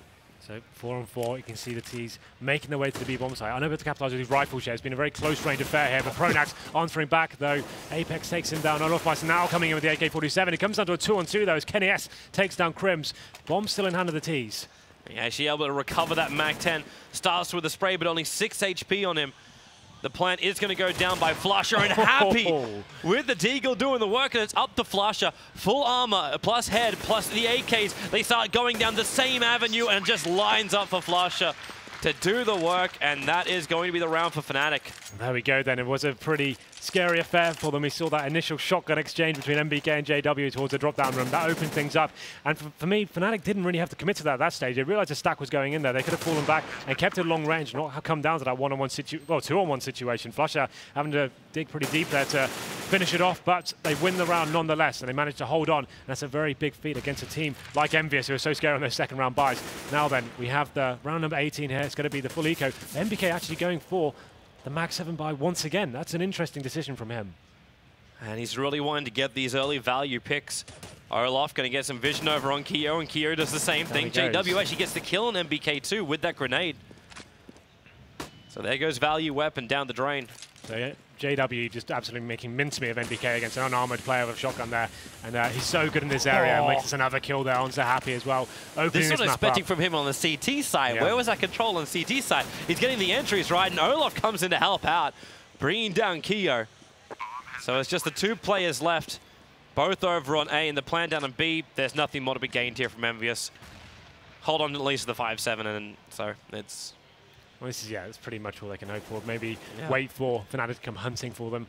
But this is it. Once Fnatic get rolling on the T side as well, we know they can be just as formidable as Envyus can. So even though the 11-4 half came in, do not expect this one to be over anytime soon. Fnatic are going to come back fighting, and if they can control the CT economy the same way Envyus did, there's no reason why they can't keep this up and go into the second half all guns blazing. That's all they can do. They just want to make sure they keep as many people alive as I say that, though. Apex does take down Probex, making a double, gets the double 5-7 kill, and keeps an AK-47 as well. That's a perfect situation for him, and that actually going to boost his CT economy and help them get into this after that 4th round buy. They won't be able to get the AWP, but that saving that AK definitely will help drop some guns in. MBK, once again, he's going to be going for the Mag 7. He's bought that 3 times in a row now, so let's see what he can do with this. Man, he's got help. Because Apex picks up the AK, doesn't have to buy up the weapon, so there's Molotovs, there's smoke, there's double flashes. There's more ways for Envyus to slow this Fnatic aggression, which does want to come, like Olaf being aggressive up on B plat. This time they're actually boosting up, and Olaf getting sprayed through the smoke. Happy, able to find that initial kill. Fnatic want to slow this down. Like, they got JW on the AWP. Getting these early picks to then come into the site is the better way here. This is around Envyus, definitely on the back foot here. Akia's great positioning. Sitting down, there's your flash for your teammate. Only finds Crims, however. Pronax gets the revenge. And Happy needs a little bit of cover, throws out his own smoke. Haven't brought the bomb in just yet. In fact, Happy's going to have to rotate all the way over to Chickens. Waiting for Fnatic to jump down off the plat. Doesn't reveal his position just yet. MBK playing in a very, very close position. Got a lot of cover fire coming out from Rock, but Happy, he's waiting for that push up from Pronax, and Pronax didn't see it. Happy just gets the glimpse of his back. And now MBK and Apex, they wrap it out. So Envyus able to defend successfully up against Fnatic's buy. Yeah, really nice read for them towards the end of the round. They ascertained there was no players towards A, rotated all 4 over to the B bomb site, and it just fell apart then. Pronax losing the bomb towards Chicken Coop there. That was when the round completely was over for them. He was on 12 HP, and there's no way they're going to get back into that. The AWP not really making an impact either from JW, and they will be forcing into this one, but it's going to have 3 pistols and 2 AK-47s. It's going to be a big round. If Envyus can take this one, it could potentially break the economy of the terrorist side, and they can close this one out. The boost coming in from Happy takes down JW, the jumping shot there. Kenny S chimes in with one of the kill of his own, making it a 5-on-3, and now they just need to fall back and force the plant to come in from the terrorist side. They have to work so hard if they want to have a chance of getting into this round. It's about holding that advantage, Envyus, using JW's AWP to kill off that aggressive A move from Fnatic. He said it had no effect in the last round, has a perfect effect in this one. It just stops Fnatic from pushing in. Now Keo, throw him up towards the tree area. This basically means they can't get into B. The smokes don't give enough cover for it. And Crims, well, Happy's going to shut him down. It's only the 2 AKs left for Fnatic. Yep. Flushes the man with the bomb, and he is bringing it over to the B site through the B halls. Akio, okay, well, there goes Olaf. Flushes all by himself. The chance of succeeding here is next to nothing. So Envyus taking the game to the terrorist side there. Flusher going to be the last round remaining. Does manage to find that opening kill onto Kiyoshima. It's going to be a 3-on-1 now. He has got the bomb in hand. He's going to be looking for a fast kill here, and he should find it as he takes an Apex. Makes it down to 2-on-1. Kenny S and MBK now going to be waiting. They have got the intel, and there it is. A huge shot from Kenny S to close the round out. And as we said, that round really is going to break the economy of Fnatic. They need to make a big decision here. Do they take this round on the chin, or will they be forced buying into it? We know they're an audacious team. It wouldn't surprise me if they went for the Tech 9s here and went for something fast, but I definitely would not advise that if you're trying to play the percentages. Let's see how they do approach this one. And it looks like they will just be going for the full-on eco here. They've got a couple of P250s in hand, some Glocks, but no utility, just one flashbang or 2. They can still try and rush into that B side. But look at Envyus too. They're reading the fact like they've been forced into an eco. They've dragged everyone they can over to that B side, apart from having the one floater, which is Kenny S getting as much information. Now, yeah, he's just like, yo, guys, like, they're not here. We don't see him. Here come the flashes. Keo caught halfway through the jump, and Olaf's going to be able to pick up that weapon. Happy going to work, however, grabbing 2. Now Apex with that cross coming out from Chicken Coop, and this is just an absolute bloodbath. Fnatic getting wiped as they just try this eco push into B, unsuccessful. And Envyus, well, they only lost 1.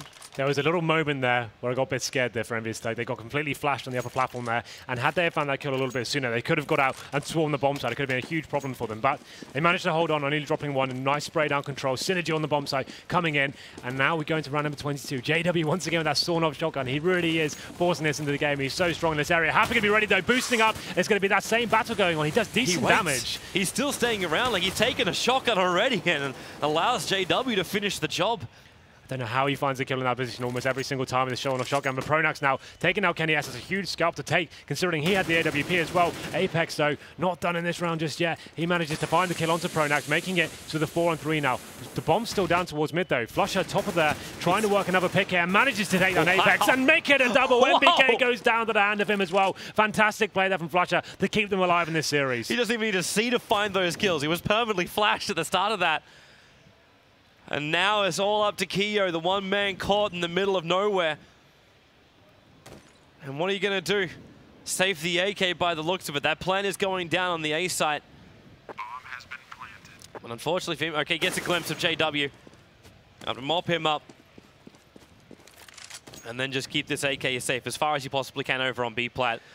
Wow, that drop-down area has been such a huge point of contention for this game. So we see Happy there once again trying to go for that booster, and you would have thought he had the advantage, having the actual rifle facing towards the sawn-off shotgun, but somehow JW just playing it perfectly. 2 shots, takes him down there and opens up the round, and then we saw that positional control coming in for Flusher, getting to the top of mid as soon as he could, and finding those great entry kills onto the bomb site as the rotating CT players are making their way towards the B site. So really nice round there from Fnatic. Got to keep 3 players alive as well. Kiyoshima finding another kill onto Olaf Meister. That's actually going to do Quite a lot of damage there. You can see the money isn't fantastic in the T camp, so that's a very valuable kill indeed, considering that Envyus are going to be buying up. Going to keep Kenny S on the AWP. He did get taken down by Pronex towards that long A area. We didn't get to see that frag. I'd have been interested to see whether he actually went towards the actual face towards the top of middle, or whether he was playing more defensively, like we saw Flusher doing. But going into round number 23 now, Fnatic keep themselves alive in this one. And now looks like they're going to be favouring towards the A bomb side now, as Pronex once again makes his way towards the long A halls. Okay, Kenny S's position. Pronax, will he get around the corner this time around? Kenny S just going for that kidney shot. But they're very, very patient. Both Fnatic as well as Envyus on this long side. Now Pronax, he has the look, and he actually wins the battle up against Kenny S. There's another 2 CTs there, however. Goes for that little flash in, finds 2, and there's no way he's expecting a third one, and Happy waited as long as he possibly could before he killed Pronax in the back. And MBK also able to stop JW. That's probably been the easiest kill and drop we've seen in a while.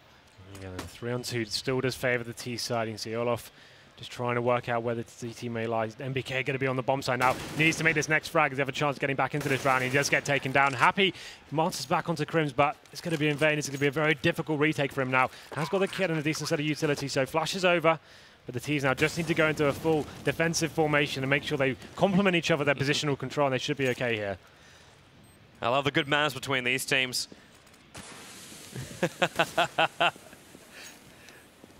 All right, so Happy, Molotov, as well as Nate, he's trying to clean up the plat. Flush is waiting for Happy to have that secondary peek, and he moves so far up, Happy was just not ready for that angle. And that allows Fnatic to hold the round, now going 9-14. So that's the, he's spotting all the chat going on right now as I was taking. But they both share the same sponsor. Yeah, that's interesting. But there we go then. So shameless sellout. Shameless. Fnatic handling that clutch situation very well indeed, making sure they're both facing at the same time. It's not going to be 2 one-on-one situations. They're making sure both players go down if they have to. So there we go. It's going to actually break the CT economy now. They're on the cusp of taking this to map point.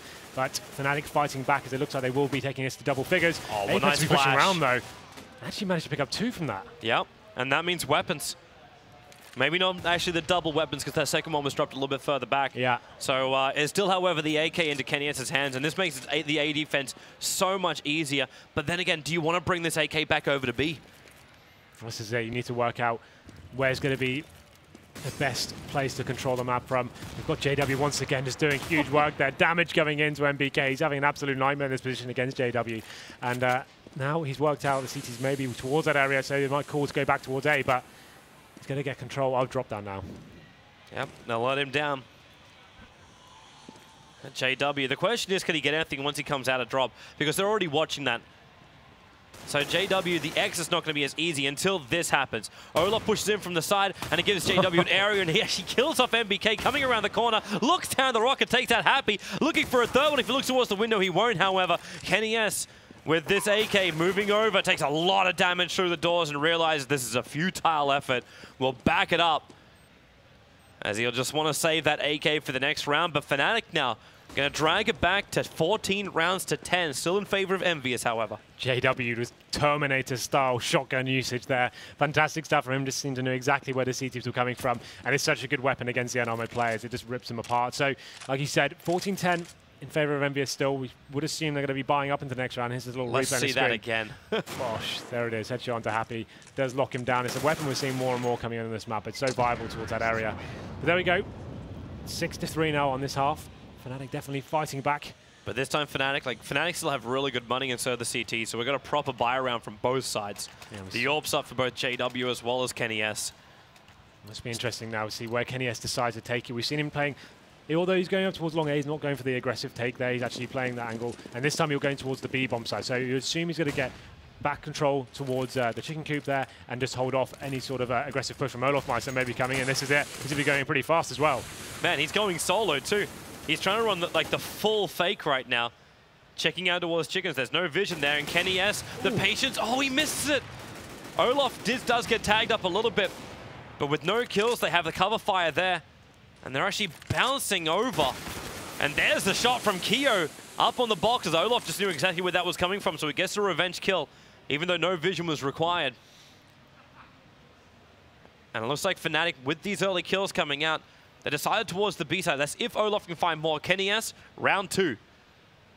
He missed that first shot, but he's going to have a second bite of the cherry here. He is back towards the chicken cube. Not going to be playing too aggressive. He makes his face and actually missed the shot. Olofmeister takes him down. Fantastic shot. Make it 2. Takes down Happy as well. That's a really amazing play from him. He gets the 3K there, and Crims finishes it off. Amazing scenes there. Olofmeister stepping up and doing what he does best.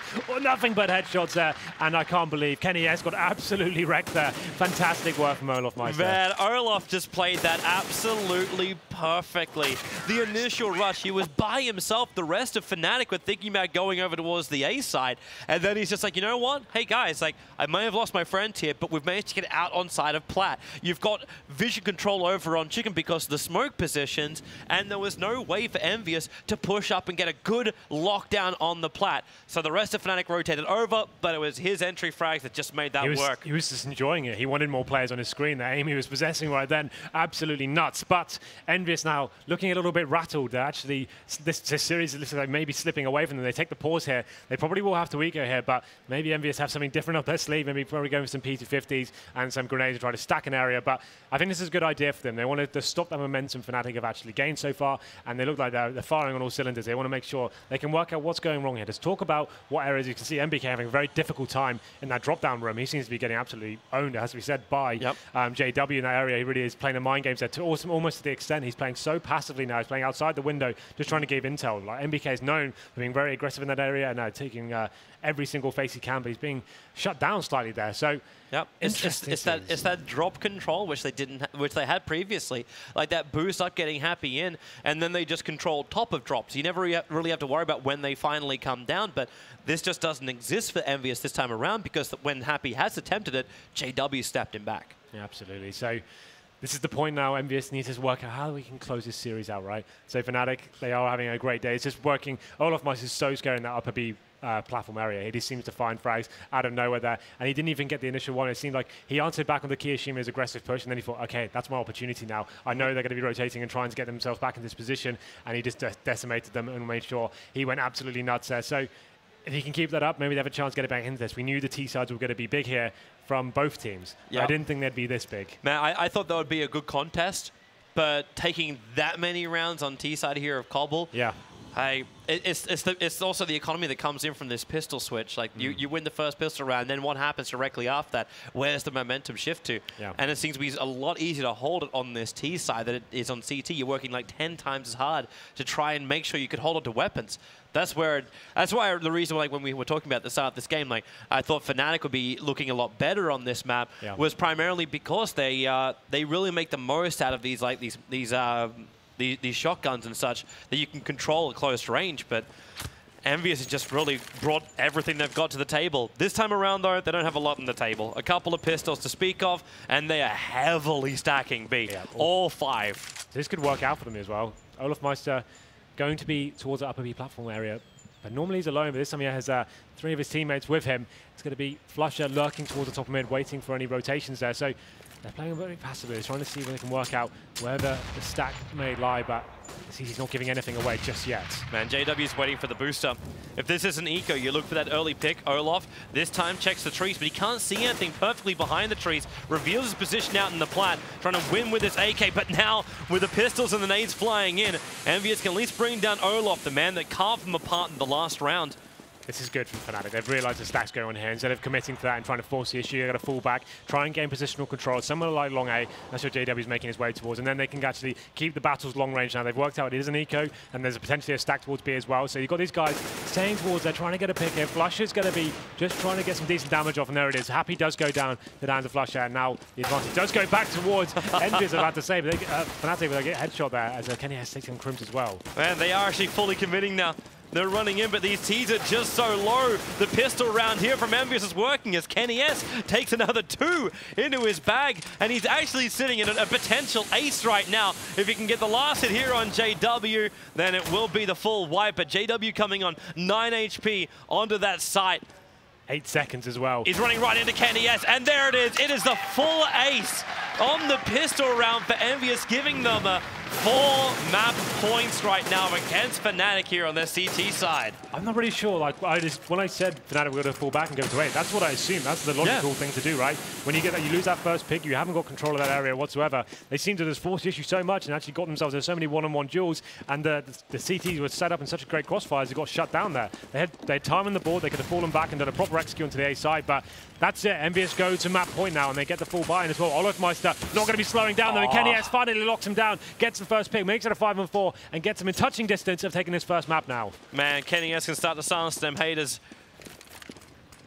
His performance on Cobble has been wonderful for Envyus this time around.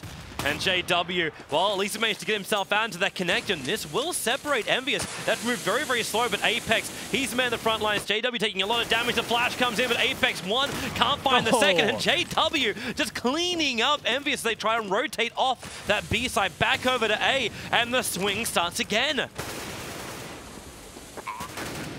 I don't know how they've won this round. It's now going to be a 2-on-1 situation. Kiyoshima, they haven't yet. Last man remaining, but just crazy scenes here. JW just pulling out all the stops of that Storm-off shotgun, and Kiyoshima will be saving this round. But that was crazy. So we saw the first pick coming in from Kenny S. It looked like they had full control of that situation, just had the full back, but somehow JW gets through connected there, takes that MBK, and then it just all hell broke loose. They got out connected. Apex unable to hold them off, even though he had the smoke advantage there, and they managed to get the bomb down to A and stay alive, at least for another round here as we go into number 28. But what an amazing map this is turning out to be. So back and forth here. No one seems to be able to string together some momentum on the second half, and Fnatic staying alive. 3 more to go. Can they bring it to overtime? It's the individual plays, man. It's the individual plays that just make this game so crazy. And anything is possible right now. Envyus, though, you are still walking around with that AWP over on Kenny S. He's got 26 kills for this map. He is the top fragger on Envyus' side. This is when the AWP can actually be really viable in this sort of situation. 1 AWP and 4 pistols. He can go and he would go for an aggressive face here. He wants to get that first pick and give them a fighting chance of this round. So it's all going to come down to him going for a more passive play than I would like to have seen, but he's probably going to get flashed off and force a fall back, but actually dodges it and may have a chance to go for a shot. They're throwing out some more. Now they have a bit of a look. Goes for the initial hit. He's got support here, but it's in the hands of Happy's pistol. And that's all. So Fnatic just slowing things down. Again, Olaf being given a little bit of space to work here on Plat. If he can find these instant kills, then Fnatic just rotate over. And JW doing his work. He just loves it, doesn't he? Look how much damage he's doing every shot with that weapon. Unable to find the kill there, but there it is. MPK once again going down. He is having an absolute nightmare towards drop down. And JW once again opens it up. And now he's going to have more CTs facing as well. Probably going to find the kill onto these guys as well. Spots him. Not going to land damage just yet. It's just crazy how much he opens up. Like, it's actually going to take a second one. He lives on 6 HP.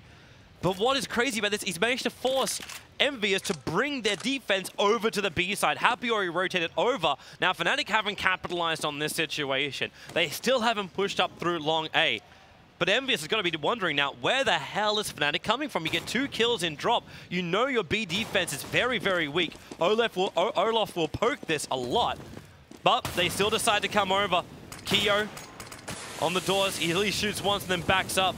Happy that Molotov. How's he not burning? I don't know. I really don't know. This guy is a firewalker. And now he actually finds the kill. They really thought they had it. And Happy finds it. Picked up the AK. Can't finish the job. And now the time will run out. The CTs will actually take it. It is going to be 16 rounds to 12 How at the did end. he not burn alive with that? That Molotov must have been missing him by millimeters. That was a sensational way to finish it. What an exciting end to it. We thought the Fnatic had controlled it. They got the first 2 picks and it was dropped down from JW. But the time just running out. They thought that bomb site was clear. The Molotov should have flushed him out, but somehow it didn't. And that's, oh, what a way to finish. Exciting times there. But Envyus close it out. I don't think they know what happened in that situation. No, that's the one where you go back to the replays and you look at the burn radius of a Molotov, and there'll be gifs and guides like, this is what a Molotov can do, and this is where it can do it. I can't believe he didn't burn alive there. They're looking at him, okay, he's going to die. Look at his screen. You just assume that area is clear at that point. He's getting burned alive, and then somehow, okay, no, 4 seconds left, plant the bomb. It's not going to happen. And then at that point, it didn't even matter. He died. 2-1 situation, but Kiyoshima just had to stay alive, and he closed it out. And it seems like most of their rounds they got on the CT were just on their ecos. They just wanted to force a situation and made it really difficult for Fnatic there. Who looked like they had full control on the gun rounds. Yeah, it really did. I still, that's the crazy thing too. Olaf had so much success out in B plat. his entry around as well, that looks so good. But then you have someone like Kenny S hit back during that pistol round, and you think, well, okay, we completely changed the way we look over at this entrance into B. Who really has control? I don't want to say it was Envyus, I want to say it was Fnatic. It was just this individual plays that just kept happening in all 3 areas of the map. Maybe not always on the A long, but the work and drop, the work on plat, really just changed the entire push from the T side. So we expected those T sides to be big. Envyus obviously getting that 11-4 there. Fantastic stuff from them. Like I said, we expected them to change the playbook up a little bit slightly, and they actually employed some very fast strategies going into that one. And it was surprising for that. I don't think they were actually expecting that. We didn't see them actually string together 2 rounds together at all. They'd get 1, lose the subsequent round after that. But I thought there was a chance they could get back into it. I didn't think they'd come that close. Really exciting way to finish it as well. What a round that was. Man, I absolutely loved it. I can't wait to get to map number 2. But before we get there, we'll go to a short break and come back to the analysts to see what they think about the game.